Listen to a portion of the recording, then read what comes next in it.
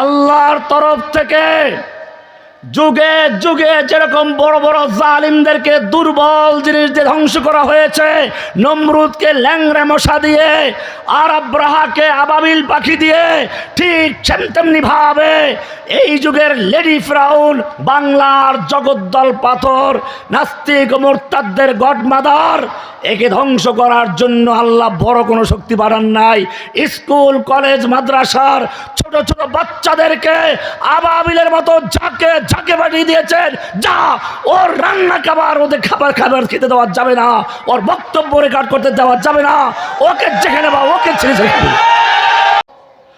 আব্রাহাকে যে ক্ষুদ্র ক্ষুদ্র সৈনিক আবাবিল পাখি ধ্বংস করেছিল, তারা এখনো কাবা ঘর পাহারা দিচ্ছে। কাবা ঘরের উপর দিয়ে অন্য কোনো পাখি তো দূরের কথা কোনো কিচ্ছু উড়ার ক্ষমতা রাখে না। কিন্তু যারা মক্কা মদিনায় গিয়েছেন তারা দেখেছেন এক প্রকার ছোট ছোট পাখি কেবল খাবার উপর দিয়ে তাও বারে ঘুরতে থাকে, দেখেছেন না? কারা এরা? এরা জানান দিচ্ছে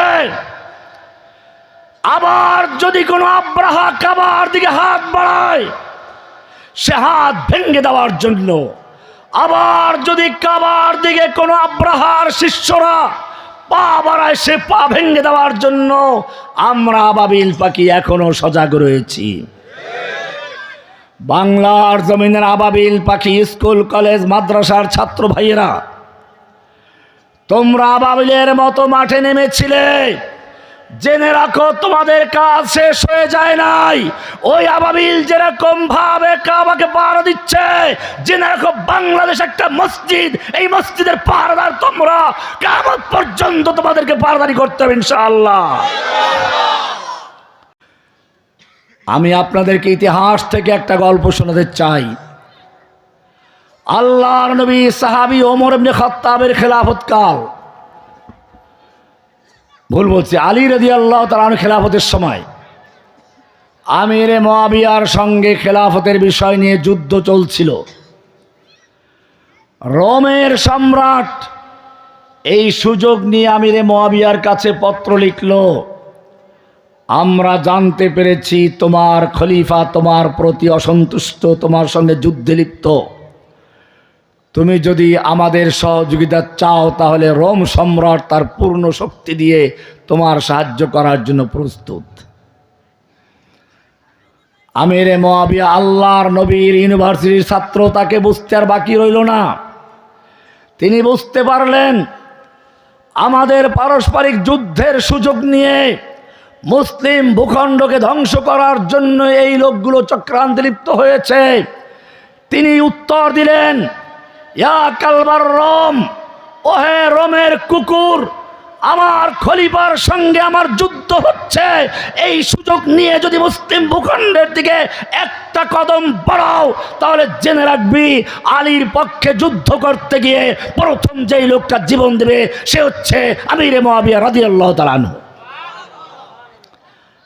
এক হুঙ্কারে রোম সম্রাট তার দুর্বিসন্ধি চক্রান্ত শেষ করে আস্তে লেজ গুটিয়ে পালিয়ে গেল। আমাদের মনে রাখতে হবে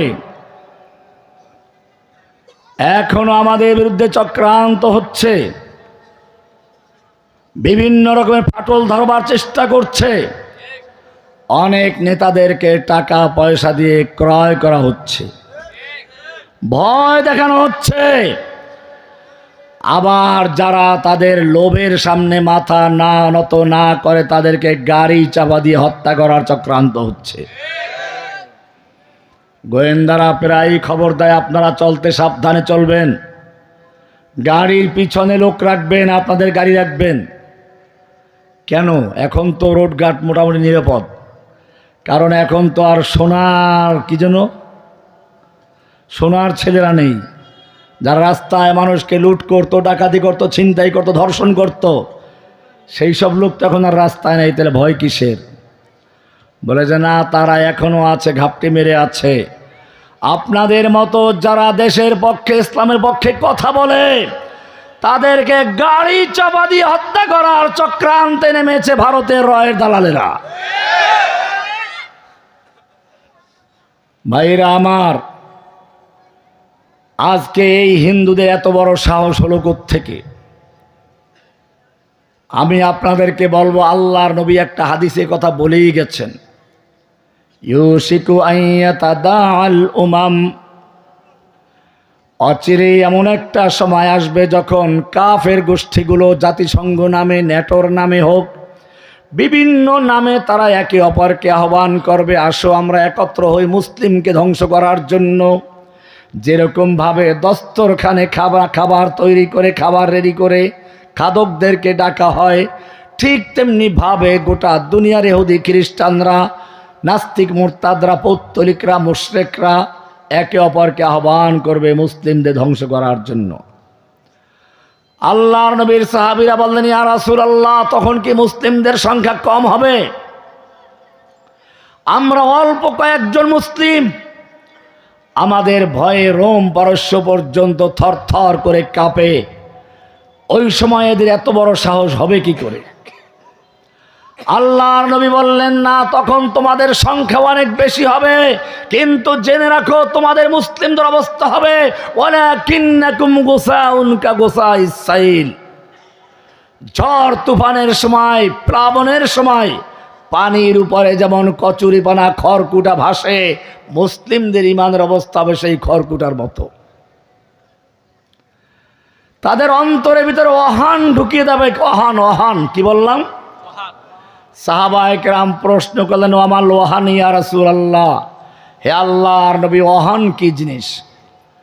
আল্লাহর নবী সাল্লাল্লাহু আলাইহি ওয়াসাল্লাম বলেন, হুব্বুদ দুনিয়া ওয়া কারাহিয়াতুল মাউত, ওয়াহান হচ্ছে দুনিয়ার প্রতি ভালোবাসা, আল্লাহর পথে জীবন দিতে অপছন্দ করা। ওরাও জানে যখন মুসলিম উম্মাহ জীবন দেওয়ার জন্য প্রস্তুত হবে, তখন আর মুসলিমদের সঙ্গে যুদ্ধ করার মতো সাহস ওদের থাকবে না। আল্লাহর নবী হুদায়বিয়ায় উমরা করার জন্য হুদায়বিয়া পর্যন্ত পৌঁছে গেছেন, মক্কার লোকেরা বাধা দিল। আল্লাহর নবী ইহরামের কাপড় পরা, যুদ্ধ করতে আসেন নাই। ওসমানকে পাঠালেন, মক্কা যাও, মক্কার কাফের নেতাদেরকে বুঝাও আমরা যুদ্ধ করতে আসি নাই, ওমরা করতে এসেছি। মক্কার কাফেররা মনে করলো ঠিক আছে, এইবার মোক্ষম সুযোগ, মুহাম্মদ সাল্লাল্লাহু আলাইহি ওয়াসাল্লাম নিজে এবং তার সাথী সঙ্গীরা এখানে সব এসে গেছে, এই লোকগুলো মেরে ফেললে আমাদের বাপদাদার ধর্ম নিয়ে আর কোনো চ্যালেঞ্জ থাকবে না। কিন্তু একটু তো শক্তি পরীক্ষা করা দরকার। আবার যদি তাদেরকে মারতে গিয়ে নিজেরা সব মরে ফিনিশ হয়ে যায়, ভয়ও আছে। এজন্য তারা একটা গুজব ছড়িয়ে দিল, ওসমানকে হত্যা করা হয়েছে। দেখি প্রতিক্রিয়া কি হয়। ওই যে বললাম, এক একজনকে গ্রেফতার করে দেখে প্রতিক্রিয়া কি হয়। সাইদি সাহেবকে গ্রেফতার করে ওরা দেখলো তেমন কোনো প্রতিক্রিয়া হয় না, আমরা হজম করতে পেরেছি। এত বড় জনপ্রিয় মুফাসসিরকে যখন আমরা হজম করে ফেলেছি, ওরা টিকতে পারে না। এরপরে রহমানীকে আর মামুনুল হককে তাদের গ্রেফতার করার কোনো ব্যাপারই না। ওসমান হত্যার গুজব ছড়িয়ে দিল, দেখি কি প্রতিক্রিয়া হয়। কিন্তু আল্লাহর নবী আমাদের মতো ছিলেন না। ভালো করে মনে রাখতে হবে, লাকাদ কানা লাকুম ফি রাসূলিল্লাহি উসওয়াতুন হাসানাহ, তোমাদের জন্য রাসূলের জীবনের মধ্যে রয়েছে উত্তম আদর্শ, রাসূলের মধ্যে রয়েছে উত্তম আদর্শ। আল্লাহর নবী যখন শুনলেন ওসমানকে হত্যা করা হয়েছে, তাবুর থেকে বের হয়ে গেলেন, জোরে ডাক দিলেন, ইয়া সাহাবাস শাজারা। সাহাবায়ে কেরাম সেখানে বিভিন্ন গাছের তলে গিয়ে বিশ্রাম নিচ্ছিলেন। ডাক দিলেন, ওহে গাছের নিচে অবস্থানকারী সাহাবীরা, বেরিয়ে আসো। আল্লাহর নবীর ডাক শুনে 1400 সাহাবায়ে কেরাম সব বেরিয়ে আসলেন। আল্লাহর নবী হাত বিছিয়ে দিলেন আর বললেন, শোনো, আমার কাছে খবর এসেছে আমার ওসমানকে হত্যা করা হয়েছে। আমি হাত রেখে দিচ্ছি, আমার হাতের উপর হাত রেখে অঙ্গীকার করো, ওসমান হত্যার বদলা নিতে গিয়ে হয়তো মক্কা বিজয় করে ছাড়ব, নতুবা সকলেই শহীদ হয়ে যাব। একটা একটা মানুষ মদিনায় জীবিত ফেরবো না, কে কে তৈরি আছো? আল্লাহর নবী নিজে এবং 1400 সাহাবায়ে কেরাম জীবন উৎসর্গ করছেন একজন মুমিনের জন্য। 1400 সাহাবায়ে কেরাম আল্লাহর নবীর হাতের হাত রেখে বায়াত করলেন। এবারে ওসমান রাদিয়াল্লাহু তাআলা আনহু এই বায়াত থেকে যাতে বঞ্চিত না হন, সেজন্য আল্লাহর নবী নিজের বাম হাতটাকে ডান হাতের উপর রেখে বললেন, এটা ওসমানের হাত, এটা ওসমানের হাত। বায়াত হয়ে গেল। এই বায়াতের হুঙ্কার মক্কা পর্যন্ত পৌঁছে গেল। মক্কার কুফাররা বুঝতে পারলো এই লোকগুলোর সঙ্গে যদি আমরা যুদ্ধ করতে চাই, এক একজন আমাদেরকে হত্যা করে মক্কা রক্তে ভাসিয়ে দিয়ে বিজয় করে ছাড়বে।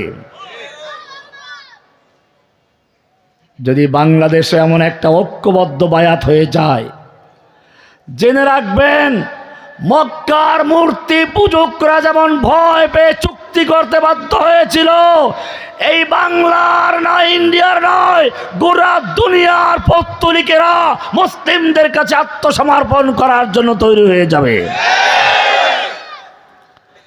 আল্লাহর নবী বায়াত নিলেন।